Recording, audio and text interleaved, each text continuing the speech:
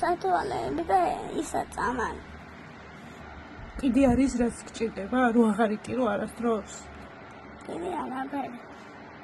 რამე გინდა ესეთი?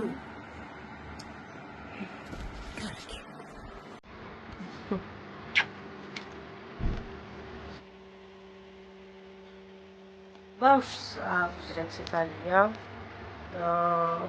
ბავშვს სჭირდება მუდმივი კონტროლი, რეაბილიტაციები, ორთოპედის ვიზიტი, რომ დაგვინიშნოს ოპერაცია, რადგან სიგრძეს იმოკლი აქვს ბავშვს ვერ დადის დამოუკიდებლად. სამწუხაროდ არ გაგვაჩნია ფინანსები და არ გვაქვს იმის საშუალება, რომ ეს ყველაფერი გადავიხადოთ და ვატაროთ. ხან არის ისე, რომ მაგალითად გვიწევს მისვლა იქიდან, მაგრამ გადადება გვიწევს, იმიტომ რომ ფინანსები არ აქვს და ყოფილა ისე, რომ წლებიც ვერ მოგიყვანია, როცა ბავშვს ყოველ სამთვეში ერთხელ სჭირდება კონტროლი.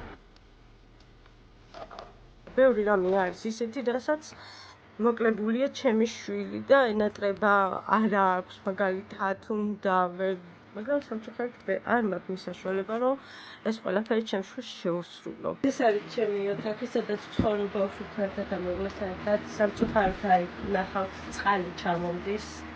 როცა ძლიერი ჭვიმა, ესეთი ადგილი ნესტიანი. შეხედეთ ასეთი მდგომარეობა, ასეთი საშინელება, სინესტე, სისველი. ასეთ მდგომარეობაში ვცხოვრობ. სამწუხაროდ. რითიც შეგეძლებათ? დახმარება გთხოვთ, რომ დამეხმაროთ და ჩემ პატარას დავუდგეთ ქვერცხით. დიდი მადლობელი დაგჭერთ, უფალმა დაგლოცოთ ყველას.